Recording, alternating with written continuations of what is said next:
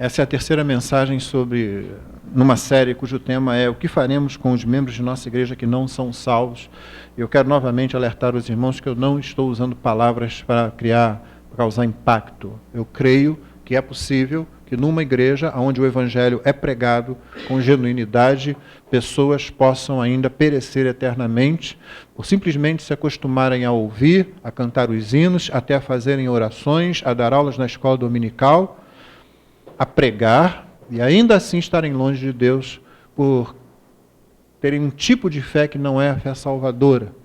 E como você tem aprendido nas mensagens de domingo pela manhã sobre Jonas, você viu que até um servo do Senhor, um profeta, é capaz de estar numa circunstância onde ele não expressa verdadeiro arrependimento. Tem tudo para fazê-lo, conhece Deus, é conhecido por Deus e ainda assim não expressa verdadeiro arrependimento.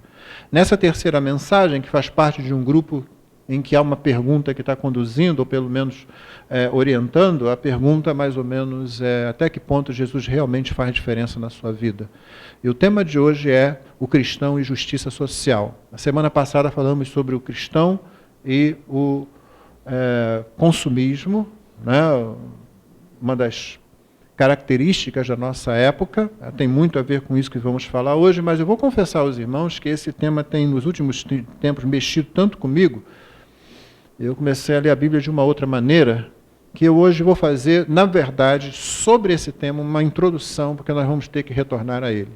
Primeiro, porque geralmente nós entendemos muito superficialmente o que a Bíblia diz sobre justiça social. Segundo, porque o material bíblico, tanto no Antigo como no Novo Testamento, é muito vasto, embora geralmente a gente ignore ou espiritualize, principalmente quando se trata da nossa atitude para com o pobre. Então, por causa disso, eu hoje vou dar uma pequena introdução em que eu espero poder impressionar os irmãos com a vida de um homem nas Escrituras e o testemunho dele a respeito desse assunto. Mas o que vai acontecer é que eu vou retornar a esse tema com mais devagar, porque nós talvez precisemos modificar a forma como nós temos visto o Evangelho. E se nós temos afirmado crer no Evangelho da graça de Cristo, então nós precisamos viver em acordo com esse Evangelho. Eu vou começar lendo então um texto no livro de Jó, no capítulo 29.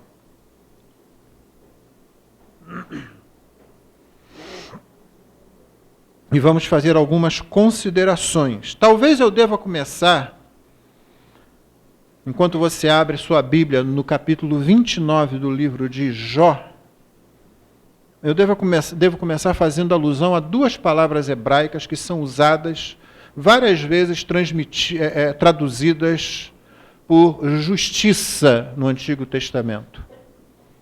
São duas palavras que são importantes, porque embora às vezes elas recebam a mesma tradução e muitas vezes recebam uma tradução que enfatiza mais um ou outro aspecto, elas têm nuances bastante peculiares e que devem ser consideradas, e eu vou pedir que você apenas aceite a pronúncia dessas palavras sem se preocupar em decorá-las, porque afinal de contas é uma transliteração hebraica, mas os conceitos precisam ser estabelecidos. Alguns textos que leremos contêm essas palavras.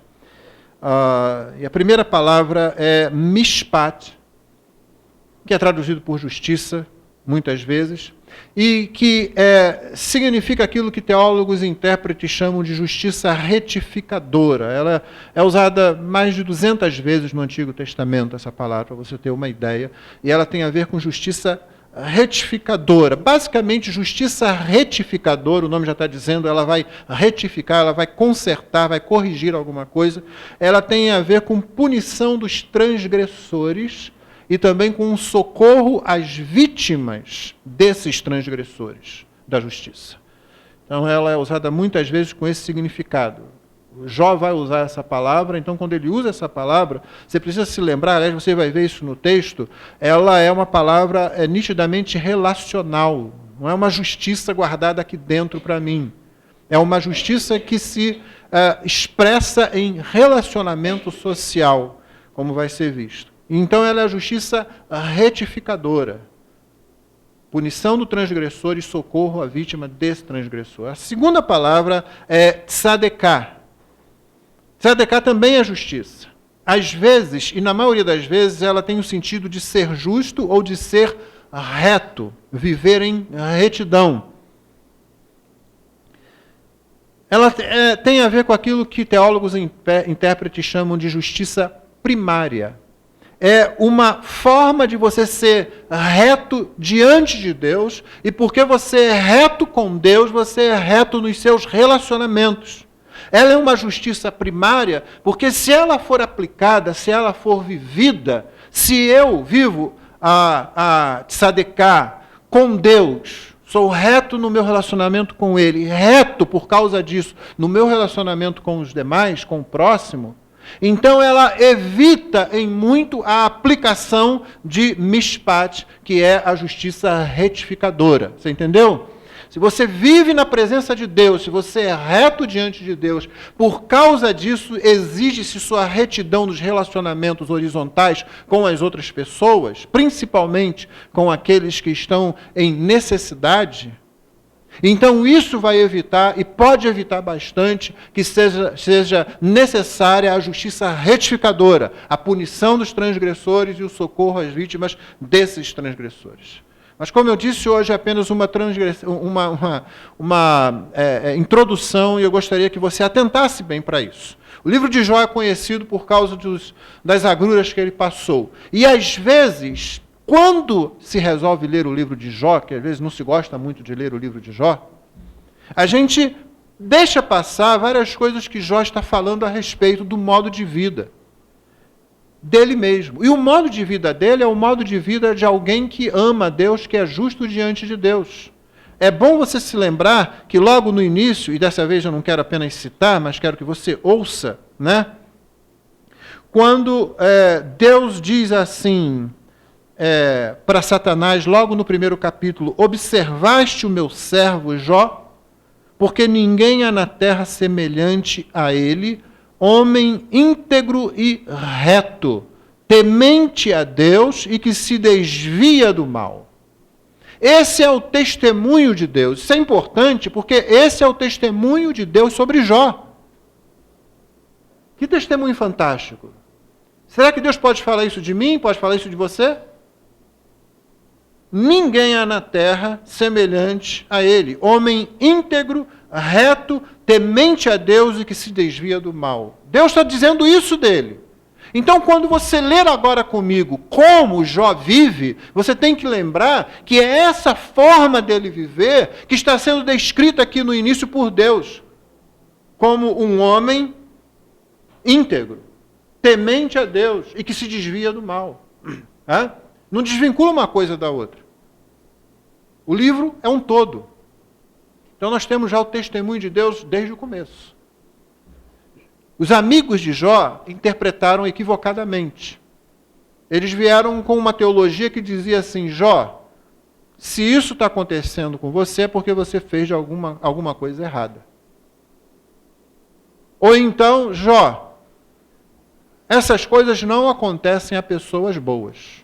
Pessoas que são retas diante de Deus, isso não acontece com elas. Essa tragédia toda que está acontecendo com você. Você se lembra que Jó perdeu seus filhos, as famílias de seus filhos, perdeu todos os seus bens, perdeu todos os seus animais, finalmente perdeu a sua saúde. E os amigos dele dizendo: Jó, se você fosse realmente reto, se você estivesse realmente temendo a Deus, se você tivesse se desviado do mal, isso não estaria acontecendo com você.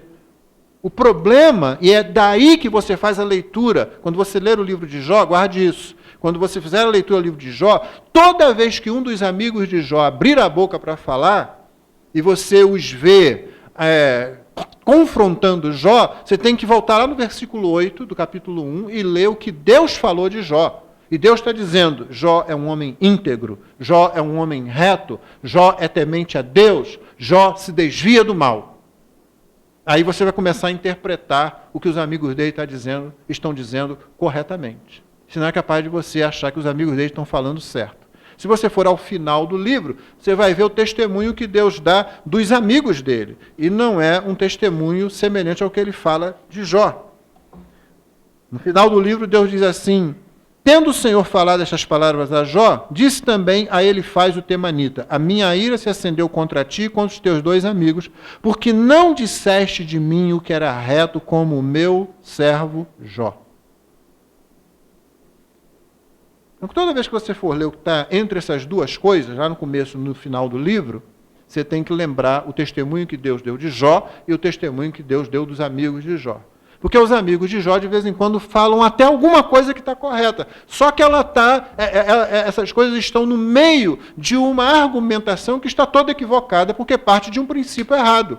Eles acham que Jó não foi tão íntegro assim, não foi tão temente a Deus assim, não foi reto nas suas atitudes, e não se desviou do mal como devia. Por isso estava acontecendo com ele. Só que Deus já tinha dito que não era nada disso. Na verdade, os amigos de Jó estavam indo numa linha muito semelhante à que o próprio Satanás, no início do livro, defende. Porque Satanás, você se lembra, diz para Deus: é claro que ele é tudo isso aí, porque o Senhor deu tudo de bom para ele.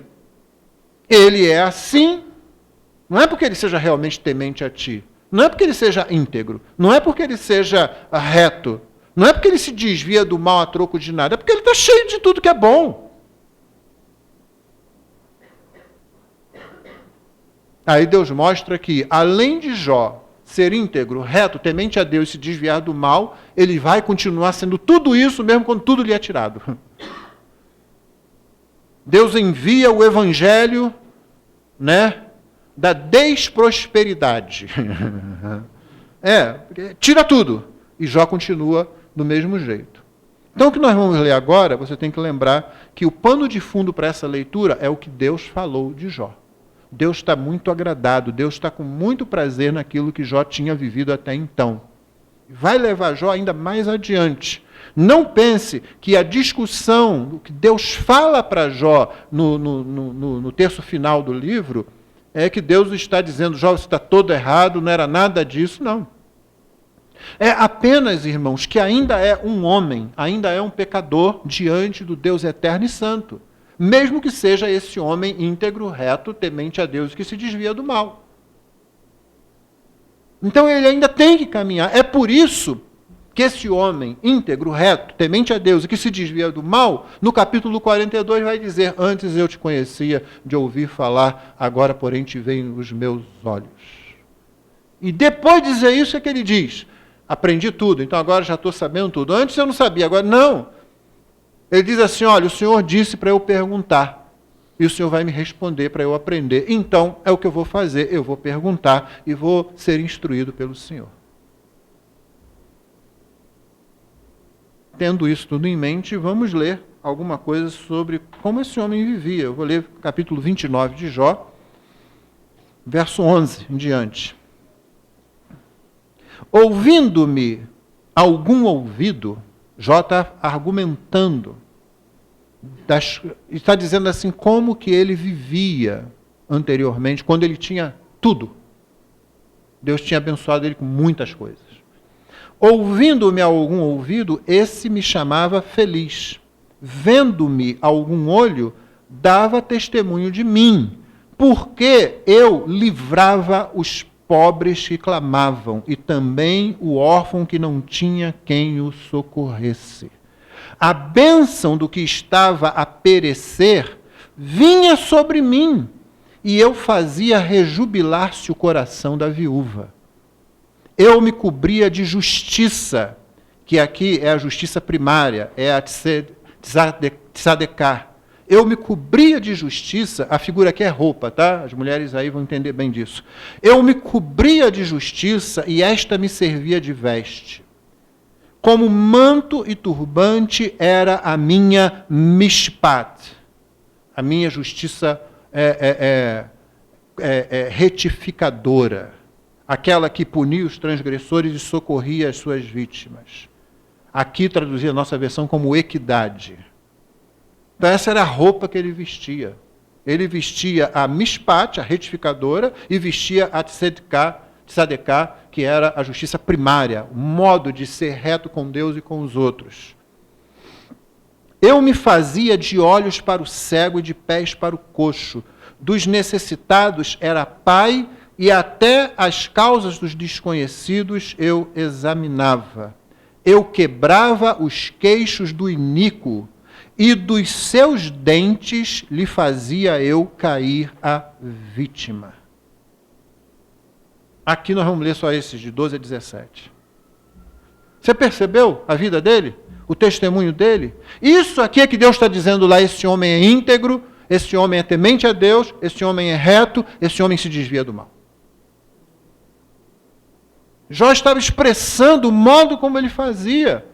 As pessoas o abençoavam e diziam, olha, o que ia perecer me abençoava. Por quê? Porque eu socorria e ele não perecia. É isso que ele está dizendo aqui.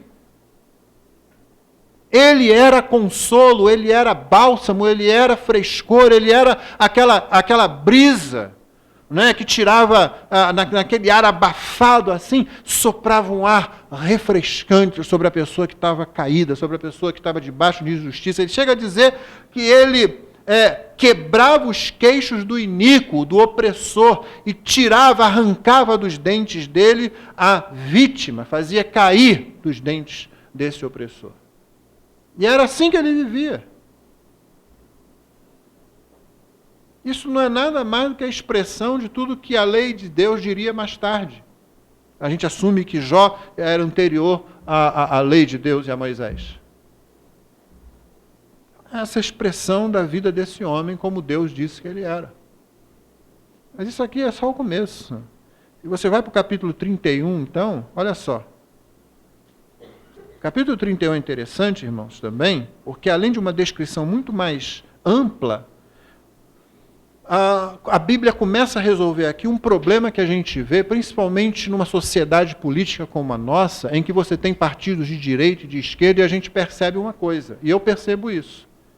Por favor, pense que eu estou mudando em qualquer ponto da minha doutrina, não estou não. Isso é uma coisa que eu já percebo há muito tempo. Os que se dizem de esquerda, geralmente não atentam tanto para a questão da moral, principalmente moral sexual. Os que nós chamaríamos de direita não atentam muitas vezes para a necessidade do oprimido e do pobre. Os que estão naquilo que se convencionou chamar de esquerda, acabam dizendo que, olha, o pobre está nessa situação por causa da opressão do poderoso, da opressão do rico, porque não há um Estado que intervém em favor do pobre. Ele quer que o Estado intervenha em favor do pobre. Aqueles que estão na posição que a gente convencionou chamar de direita, eles dizem assim, o pobre está nessa situação, é mais porque ele não se empenha por uma atitude moral correta, não se empenha por trabalhar, não se empenha por ousar.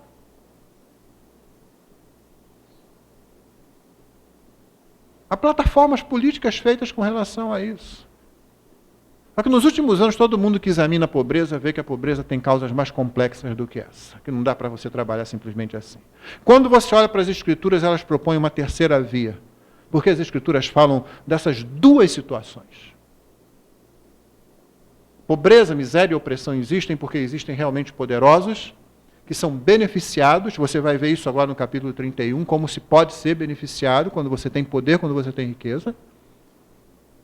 Existem também por causa da falta de responsabilidade. O livro de Provérbios está cheio de versículos onde ele mostra que a prosperidade vem quando há empenho, quando há responsabilidade e seriedade, embora nem sempre isso aconteça. Mas ele aponta para essa causa também. A Bíblia não faz uma análise superficial e diz é isso ou aquilo. Existe um espectro amplo. Ninguém atualmente vai dizer que a causa da pobreza é somente isso. Há vários aspectos. Inclusive uma causa que a Bíblia aponta, a tragédia natural. É aquela pessoa que perde o marido, tem um monte de filhos, perde o marido. Isso acontece em países de primeiro mundo. Estava lendo essa semana o testemunho de igrejas que têm trabalhado nessa área, de mulheres que casaram-se, aí saíram do mercado de trabalho para criar os seus filhos, estão lá com 3, 4 filhos às vezes, e o marido de repente se apaixona lá por uma mais nova, né, mete o pé, vai embora, né, e ela de repente se vê numa situação em que ela não consegue pagar a conta com 3, 4 crianças, e ela não tem mais, não está mais inserida no mercado de trabalho, e ela começa a passar necessidade. Às vezes, saindo de uma vida de relativo conforto, relativa estabilidade, começa a decair. Então, irmão, não vamos tratar a coisa com ingenuidade, dizer, é isso assim, assim. Tenha cuidado de fazer isso, porque a Bíblia vai te falar contra você. Por isso que eu disse que eu não quero, não dá para fazer toda uma mensagem agora sobre isso. Então a gente vai investigar mais como a Bíblia diz isso. Mas esse capítulo 31 de Jó já diz várias coisas que a gente pode examinar. E o meu desafio para você é que examine essa questão à luz da palavra de Deus. Não estão partindo de uma leitura marxista das Escrituras como querem alguns. Também não estamos partindo de uma leitura capitalista, como querem os outros. Se é que você quer colocar um contra o outro, eu não colocaria dessa forma, mas enfim, tem muita gente que acha que é assim. Vamos partir das Escrituras. Vamos deixar a Escritura falar. Você tem aprendido isso, não tem? Boa vontade com o texto. E quando você começa a examinar, talvez você comece a levar um choque.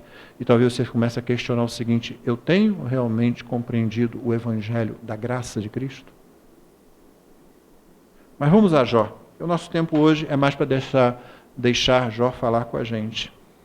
31, capítulo 31, verso 1, ele começa falando de moral. Olha só, é moral. Inclusive moral sexual. Fiz aliança com meus olhos, como, pois, os fixaria eu numa donzela? Os editores colocaram aí que o tema desse capítulo é a integridade de Jó. Ele está fazendo referência, está declarando. Porque você lembra, Jó está tentando entender por que isso está acontecendo com ele. Ele declara no livro, eu sei que o meu Redentor vive. Eu sei que Deus está vivo, eu sei que Ele é o meu Redentor, e eu o sirvo. Eu não fiz nada para merecer esse tipo de coisa. Os amigos dele estão lá dizendo, você fez, você não é tão íntegro assim, você não é tão reto assim. Jó diz para ele, claro, eu sei, eu sou um pecador, eu sei disso, mas não é como vocês estão dizendo. Eu sei que tipo de vida que eu vivia. E aí, quando ele vai falando sobre essas coisas, ele agora faz tece realmente diante dos seus amigos todo um protocolo, ele coloca tudo ali. Faz um relatório completo. E ele começa com a moral sexual, falando da integridade dele. E ele começa dizendo isso, eu fiz um pacto, eu fiz uma aliança com os meus olhos. Agora, isso é muito interessante. Porque muitos homens defendem a ideia de que eles não podem fazer nada com relação a isso, porque os olhos estão aqui. Estão funcionando. Talvez a solução seja Deus cegar a gente, não é? Ora essa. Os olhos, não há nada que eu possa fazer. Eu sou homem no meio de uma sociedade onde muitas mulheres se vestem de forma provocante. Então, o que eu vou fazer? Os hormônios ainda estão funcionando. Se é um adolescente, se é um jovem, então, os hormônios dizem-nos, né, querem nos convencer, estão dominando tudo. Não é bem assim, mas é o que a sociedade quer enfiar na cabeça de todo mundo, né? Então, não tem muito o que eu fazer. Jó diz o contrário, ou seja, a Bíblia diz o contrário. Ele fez uma aliança com os olhos dele. Ele decidiu aonde os olhos dele parariam, para o que os olhos dele iriam olhar. Como, pois, os fixaria eu numa donzela, numa moça, numa menina, numa mulher? Como? Que porção, pois, teria eu do Deus lá de cima? E que herança do Todo-Poderoso desde as alturas? Note que ele está numa questão com o próprio Deus. Ele quer entender de Deus por que ele está passando o que ele está passando. E ele invoca Deus. Ele diz, olha, se eu não tivesse agindo assim, se esse não tivesse sido o meu modo de agir, esse pacto, essa aliança com os meus olhos, como eu teria qualquer herança dele, como eu teria qualquer porção dele? Diante dele, ele sabe como eu tenho agido. Ele continua, acaso não é a perdição para o iníquo e o infortúnio para os que praticam a maldade? Ele está se referindo ainda àquela primeira situação que ele falou. Eu fiz uma aliança com os meus olhos, não vou colocar meus olhos numa mulher. Ele tem a mulher dele. Às vezes os homens e mulheres deixam de pôr os olhos do seu cônjuge para olhar para outra coisa. Faça um pacto com os seus olhos. Você pode fazer isso sim. Você não simplesmente não ir na onda daquilo que dizem, não tem nada para fazer, infelizmente é mais forte do que nós, todo esse blá blá blá, e a palavra de Deus aponta para você um caminho melhor. Ele continua no verso 4, ou não vê Deus os meus caminhos e não conta todos os meus passos. Ele está dizendo o seguinte, Deus está vendo. É aquela coisa simples, mas sim, mais óbvio, Deus está vendo, eu sei. Como é que eu vou fazer uma coisa dessa se ele sabe? Tem como eu fazer isso se ele não saber? Como é que eu ia andar assim, erradamente na presença dele? Eu não posso fazer isso. Eu nem quero, nem posso.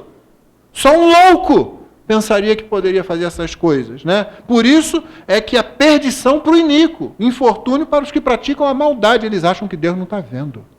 Mas já sabe que Deus está vendo.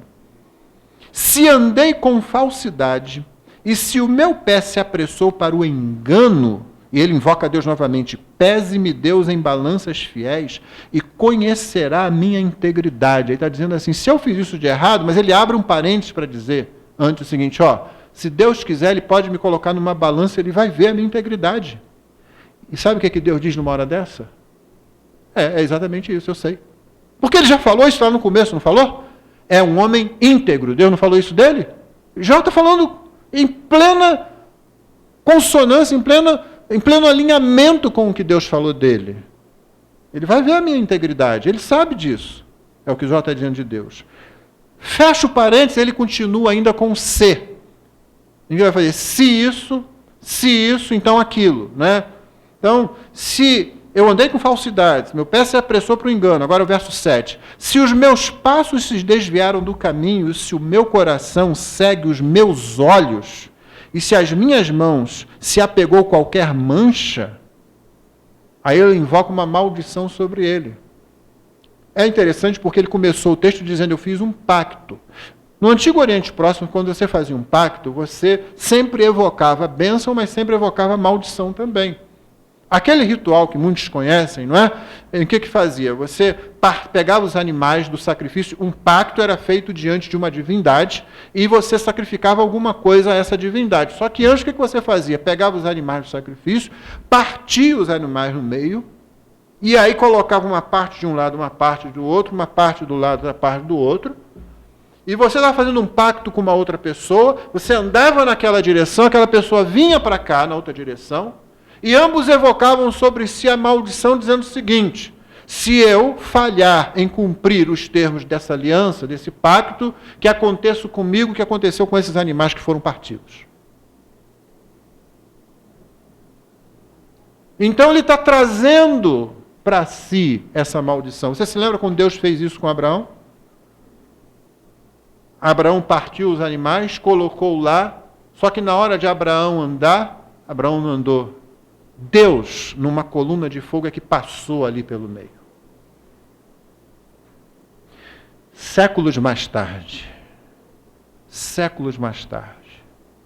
quando Cristo, o nosso Deus, assumiu a nossa quebra do pacto, ele foi partido por nossa causa. Nós deveríamos ser partidos. Ele foi partido por nossa causa. Abraão está evocando isso no versículo 8. Se eu fiz essas coisas de errado, então semei eu e outro coma, e sejam arrancados os renovos do meu campo. Viu só que maldição é essa? Né?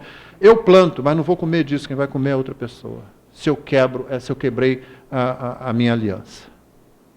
Se o meu coração se deixou seduzir por causa de mulher, novamente, moral, não é? E moral sexual, nitidamente colocado aqui. Se andei à espreita à porta do meu próximo, ou seja, se eu estou de olho na mulher do vizinho, então moa minha mulher para outro, que a minha mulher trabalhe para outro, e outros se encurvem sobre ela. Eu acho que a figura aqui é clara demais, não precisa esclarecer. O que Jó está dizendo? Ele realmente confia na integridade dele. E ele continua dizendo, pois seria isso, se eu quebrei, se eu fiz essas coisas, se o meu pé resvalou para o mal, se meu coração se apegou a alguma coisa errada, mancha, se eu olhei para a mulher que eu não devia, isso seria, verso 11, um crime hediondo, delito à punição de juízes, ou seja, um delito merecedor da punição de juízes. E aí ele continua, pois seria fogo que consome até destruição e desarragaria toda a minha renda. Isso acabaria comigo. Essa forma de andar erradamente, quando eu sei que ando na presença de Deus. E aí agora ele começa, verso 13, se desprezei o direito, e aqui a palavra é novamente mishpat, aqui ela está como direito, como justiça, né? É aquela justiça retificadora, aquilo que precisa ser consertado. Você já não olhou para isso. Em que situação que ele está dizendo isso? Se desprezei o direito do meu servo ou da minha serva, ele está falando dos seus escravos. Se eu desprezei quando eles contendiam comigo, havia uma questão com os servos, com os escravos, se eu desprezei isso, então, que faria eu quando Deus se levantasse? E, inquirindo ele a causa, que lhe responderia eu? Não teria o que dizer. A Deus integridade, a Deus retidão, a Deus temor a Deus. A Deus se desviar do mal, isso tudo foi embora. Aquele que me formou no ventre materno, não os fez também a eles, os meus escravos, os meus servos? Irmão, isso aqui é basicamente, a doutrina da criação é a base da igualdade de todos os seres humanos. Nós olhamos uns para os outros na sociedade, você vê isso, ainda tem muito disso, nós olhamos como se uns fossem superiores a outros, por causa de condição social, por causa de sexo, por causa de cor da pele. Você sabe que isso acontece. A não ser que você viva numa bolha, você sabe que isso acontece. Talvez porque você nunca tenha passado por isso. Eu já passei por isso. Pode ser até por equívoco. Como o pastor passou por isso? Basta você sair um pouco mais à vontade de casa. Às vezes eu fazia isso propositalmente. Às vezes eu gosto de provocar umas situações. Você bota uma roupa qualquer, uma roupa de casa, e sai, põe um chinelo, entro numa loja, eu tenho dinheiro suficiente para comprar determinado aparelho, determinada coisa lá, aí eu pergunto o preço. O vendedor já olha para você assim, porque ele está julgando sua aparência ali. Ele julga a sua cor da pele. Ele julga se você é uma mulher, se você for uma mulher negra, se você não souber falar português corretamente, se você falhar em alguma coisa, ele olha aquilo assim e já começa a pensar que, bom, não vai sair nada daí. Isso acontece muito. Aí você anda com uma pessoa, vem um missionário para cá, e você anda com esse missionário. O sujeito fala 5 idiomas. Está fora do Brasil, está lidando com esse povo, com aquele outro, esteve em tal país, fez treinamento lá no ano, ele fala 5 idiomas. Assim.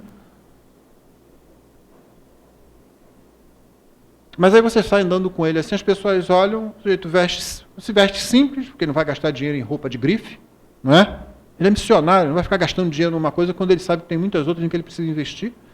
Aí você vê o modo como as pessoas olham para aquele sujeito. E às vezes é interessante que eu já vi uma reviravolta na situação. Né? Você chega numa situação, está conversando com, sei lá, um garçom, uma pessoa assim que já está, olha para o outro meio assim e tal, até que alguém no lado precise falar alguma coisa, o garçom não fala o idioma, aí aquele sujeito lá, simples e tal, começa a falar, e o garçom fica espantado, tipo, mas não podia estar acontecendo isso. Como? Isso acontece.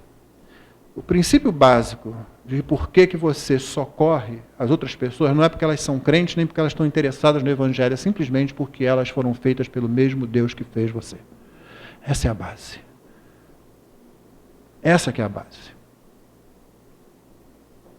Daí viram todas as outras coisas, inclusive o fato de que a sua condição não se deve a você, se deve a Deus.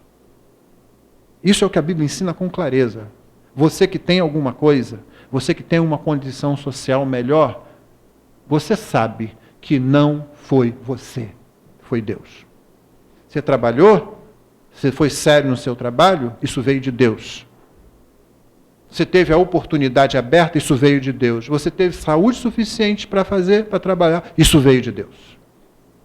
Quem é sábio se rende a isso e diz, eu não tenho nada, é tudo dele, porque eu sou dele. Só que a gente fala isso, mas a gente vive realmente isso. Por isso que a pergunta dessas mensagens do meio são, até que ponto Jesus Cristo realmente influencia a vida da gente? Porque senão diz, a gente pode continuar cantando, falando, pregando, ensinando, decorando livros de teologia sistemática, recitando confissões de fé, e você pode estar indo para o inferno. Eu disse pode estar, porque pode estar.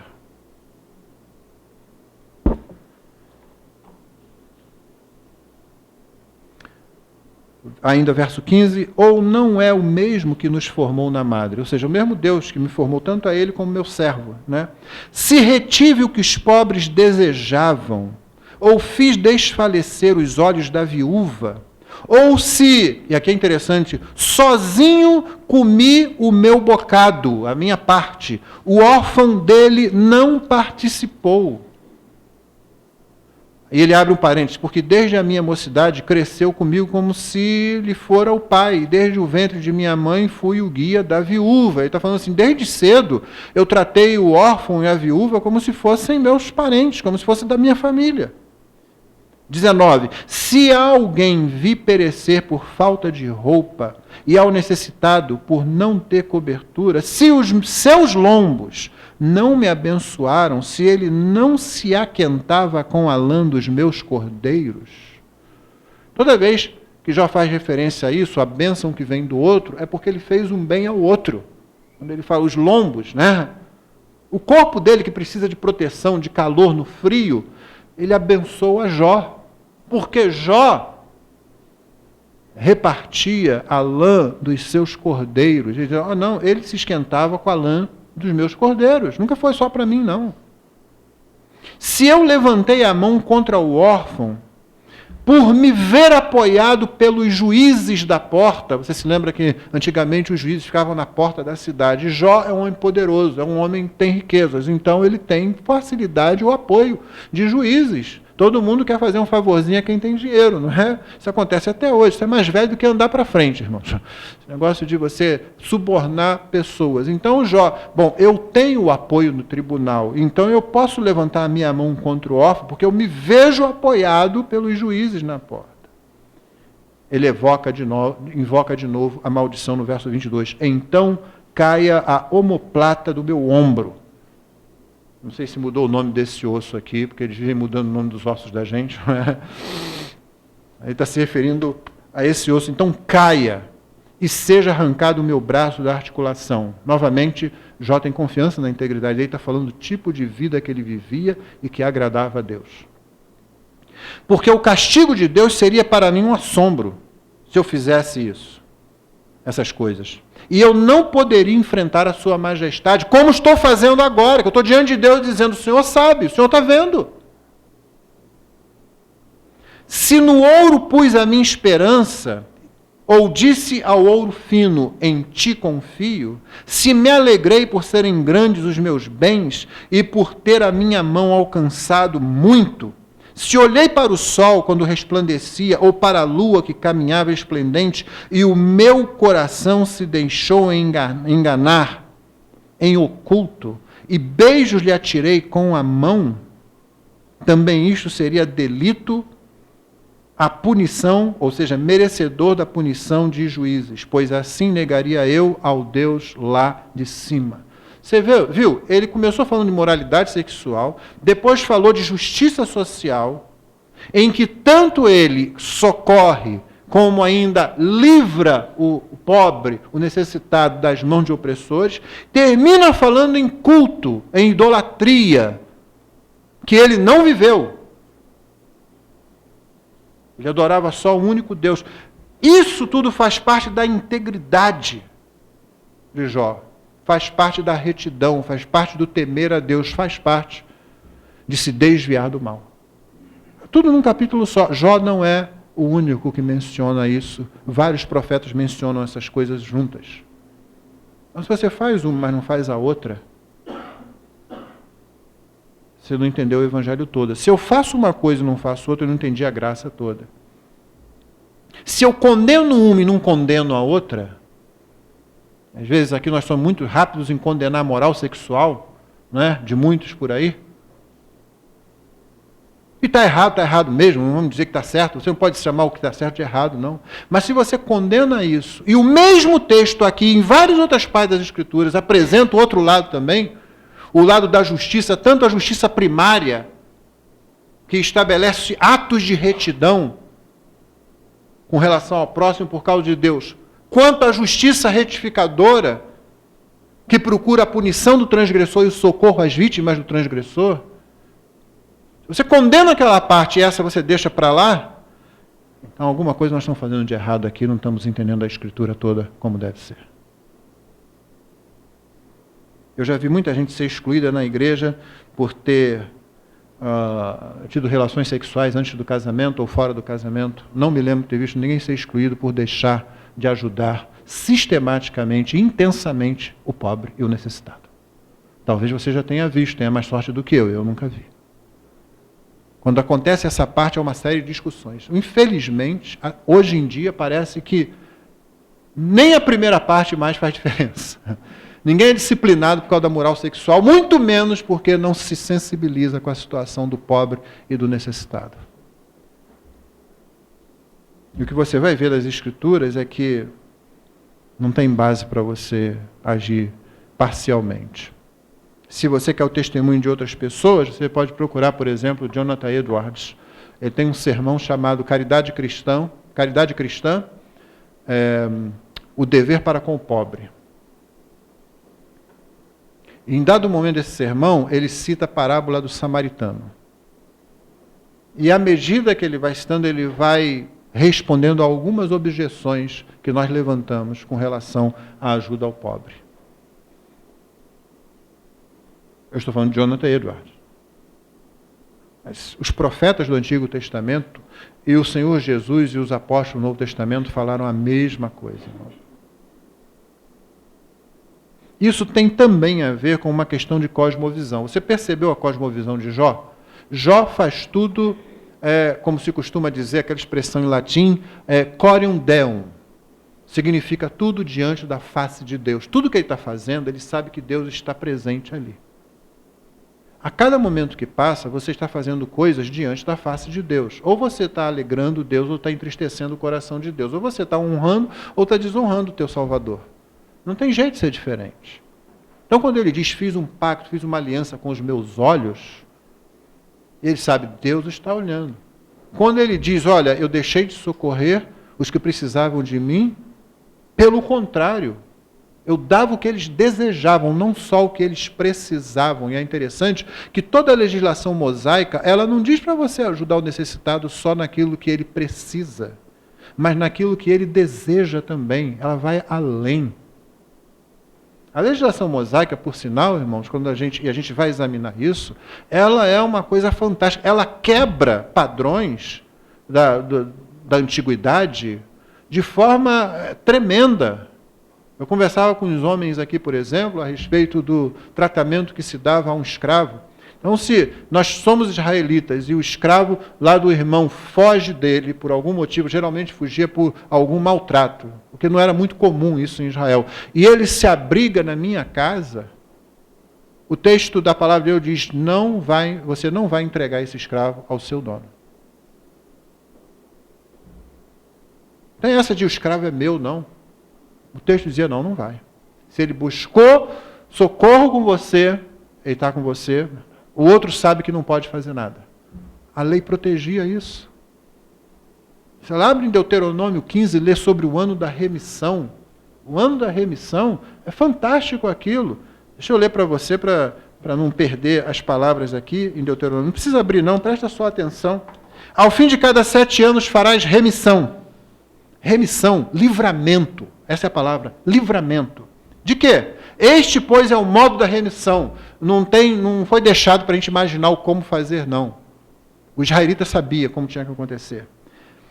Todo credor que emprestou ao seu próximo alguma coisa, remitirá o que havia emprestado. não o exigirá do seu próximo ou do seu irmão, pois a remissão do Senhor é proclamada. Você emprestou, o sujeito não conseguiu pagar ainda por uma série de circunstâncias, acabou, cancelou a dívida. Do estranho, podes exigi-lo. Dentro dessa dispensação aqui, você pode exigi-lo. Mas o que tiveres em poder de teu irmão, quitá-lo-ás, para que entre ti não haja pobre. Pois o Senhor teu Deus te abençoará abundantemente na terra que te dá por herança para a possuíres. Se apenas ouvires atentamente a voz do Senhor teu Deus, para cuidares em cumprir todos esses mandamentos que hoje te ordeno. Aí no versículo 7 parece que entra em contradição, porque o versículo 7 diz: quando entre ti houver algum pobre de teus irmãos, em alguma das tuas cidades, porque lá em cima disse, para que entre ti não haja pobre. Então você tinha aquela atitude em que as dívidas eram perdoadas a cada 7 anos, as que não conseguiram ser pagas, você tinha essa atitude e você não perpetuava a pobreza. Mas ainda assim é possível que alguém, mesmo na transição do ano da remissão e por outras causas quaisquer, ainda contraísse dívidas, ainda entrasse em algum problema e ainda tivesse alguma situação de pobreza. Então, quando entre ti houver algum pobre, teus irmãos, em alguma das tuas cidades, na tua terra que o Senhor teu Deus te dá, é interessante que isso aqui você lê às vezes e você parece que fica... É chato, né? Toda hora ele fala a terra que o Senhor teu Deus te dá, a terra que o Senhor teu Deus te dá, a terra que o Senhor teu Deus te dá. Você vai lendo todo o Antigo Testamento, principalmente nos 5 primeiros livros, né? Depois da lei, depois de Êxodo, e sempre é a terra que o Senhor teu Deus te dá por herança, é a terra que o Senhor teu Deus te faz possuir, é a terra... Isso não está ali só para chatear, não. Isso está ali para lembrar o tempo todo, olha, não foi você quem conquistou isso, foi Deus quem te deu. Que é exatamente o que acontece com a gente hoje. Você tem, é porque o Senhor teu Deus te deu. Então o israelita tinha que ficar com isso na mente dele. Eu não tenho isso, ele me deu. Não deu para que eu fizesse o que eu bem entendesse, não. Deu para que eu cumprisse os propósitos dele. É exatamente a mesma coisa com os bens que eu e você temos hoje. A gente sabe disso, a gente não vive isso, mas é isso que a gente tem que viver.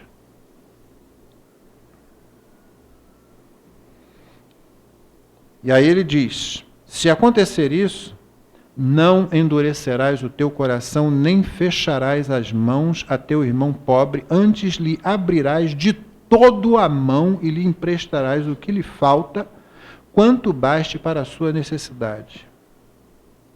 Guarda-te que não haja pensamento vil no teu coração, nem digas, está próximo o 7º ano, ano da remissão, de sorte que os teus olhos sejam malignos para com teu irmão pobre, e não lhe deis nada, e ele clame contra ti ao Senhor e haja em ti pecado.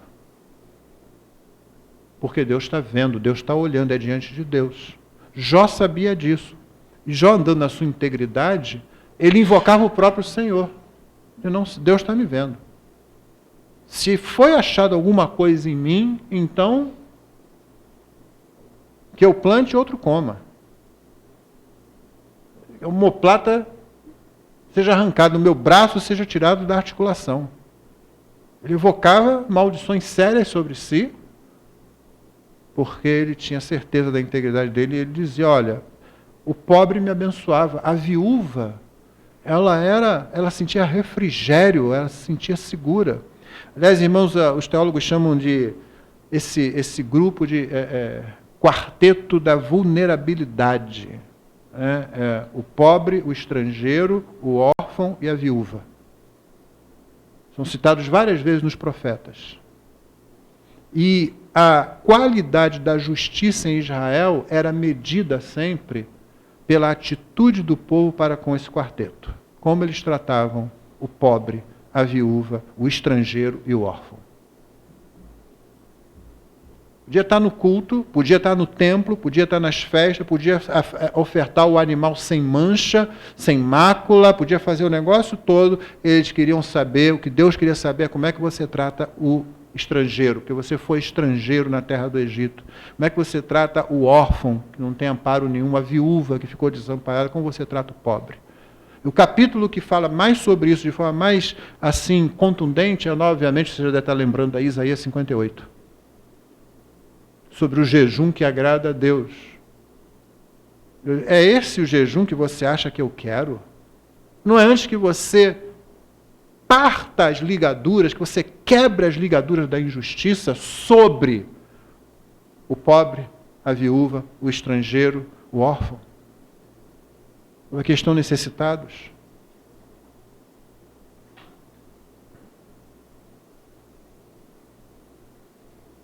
Jó ainda vai continuar falando algumas outras coisas aqui, cobrando a mesma coisa, né? Invocando a mesma coisa. Verso 29, se me alegrei da desgraça do que me tem ódio, e se exultei quando o mal o atingiu. Aqui está falando das pessoas que podiam ser seus inimigos, né? E Jó está dizendo, eu nunca me alegrei quando a desgraça atingiu o meu inimigo, não. Também não deixei pecar a minha boca, pedindo com imprecações a sua morte. Ele diz, eu nunca fiz isso, mesmo que ele fosse meu inimigo. Se a gente da minha tenda não disse, quem haverá aí que não se saciou de carne provida por ele? Porque o pessoal dizia isso, não quer aqui com Jó? Todo mundo aqui na região já se saciou da carne que ele proveu, né? Verso 32, ele abre um parênteses para dizer, olha, o estrangeiro, quando eu estava por perto, lembra o estrangeiro? Né? Pobre, estrangeiro, viúva, órfão. O estrangeiro não pernoitava na rua. As minhas portas abria ao viandante. O viajante estava passando assim, não ficava na rua, não. Ele acolhia.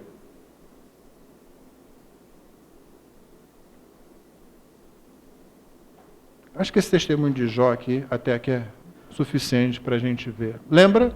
Esse estilo de vida foi que Deus disse lá no início do livro. Ele é íntegro, ele é reto, ele é temente a Deus, ele se desvia do mal. A integridade dele fica à prova, ou passa em qualquer teste, justamente porque quando tudo é tirado dele, ele continua do mesmo jeito, dizendo, isso era o que eu fazia. Ele não está dizendo, olha, eu não merecia estar assim, porque eu fazia aquilo. Não é essa a questão de Jó, não confunda não. A questão de Jó é outra. A questão de Jó é, eu não fiz nada para merecer estar assim. Ele não está dizendo que eu merecia outra coisa por causa do que eu fiz. O que ele está dizendo é que ele não fez nada para merecer estar daquele jeito, ele não consegue compreender aquilo. Deus vai tratar com isso ainda. Mas ele pode invocar aquela situação e dizer realmente, Deus é minha testemunha, e se quiser chamar, chama o estrangeiro, chama o pobre, chama o órfão, chama a viúva, que eles vão testemunhar de mim. Esse é o estilo de vida que Deus quer que todos nós vivamos. Isso não muda quando você passa do Antigo para o Novo Testamento. Jó tinha uma cosmovisão que fazia tudo diante de Deus, ele enxergava as coisas do jeito certo. Por isso é que você entende agora um pouco mais porque ele era capaz de dizer, no sair do ventre da minha mãe, no tornarei para lá, o Senhor deu, o Senhor tirou, bendito seja o nome do Senhor. Recebemos o bem de Deus, não receberíamos o mal também, a catástrofe, o desastre? A visão dele é isso, isso não é meu, não, ele me deu tudo isso. E quando ele me deu tudo isso, o que eu tinha não era só meu, era de todo mundo. E você, não pense que você está vendo qualquer tipo de socialismo aqui não, porque não é esse o caso. Você também não vai ver nenhum tipo de sistema que faça com que o rico fique mais rico. Toda a sistematização da lei de Moisés é para diminuir a distância entre o rico e o pobre. É sempre assim. Apesar de que se alerta de que sempre teremos o pobre conosco, toda a legislação é para diminuir a distância. Porque todos foram criados pelo mesmo Senhor, e essa é a base. Então hoje eu vou apenas deixar os irmãos com o testemunho de Jó. Faça uma leitura do livro de Jó agora, talvez você leia de forma diferente. Você já vai conseguir analisar um pouco o que os amigos dele estão falando e aonde que os amigos dele estão errando. E você vai olhar o que ele está falando e ver, o que Jó alega, tudo é verdade. E aí talvez você também perceba, porque apesar de tudo isso, no final Deus conversa com ele, e Deus conversa com ele dizendo assim, olha Jó, você ainda não sabe nada. E Jó diz o quê? Realmente eu não sei. O que só mostra que ele é justo mesmo. que ele é reto diante de Deus? Eu realmente não sei. Tudo isso ele fazia, e ele vai dizer no final, eu achava que eu estava vendo, mas eu não via nada. Agora eu estou começando a ver, então agora eu vou perguntar, o Senhor vai me instruir o resto. Que o Senhor nos abençoe nessa caminhada, porque nosso desejo é viver o Evangelho em sua plenitude. E não somente por confissão de fé, mas por confessar, fazer a boa confissão da boa doutrina e viver essa boa doutrina. É isso que a gente quer. É isso que tem que acontecer. Não é dizer a doutrina não presta, não interessa. Não. Você vai viver alguma coisa. Você corre o risco de ver uma coisa errada se você não tiver a boa doutrina. Não pense que quem está vivendo as coisas por aí com a doutrina errada está agradando a Deus, não. O que tem que acontecer é nós temos a boa doutrina, então vamos viver a boa doutrina. É aquilo que o apóstolo fala, né? A gente vai adornar a doutrina. Como? Vivendo essa doutrina. E que Deus nos abençoe nisso, nos conceda essa sua graça. Amém.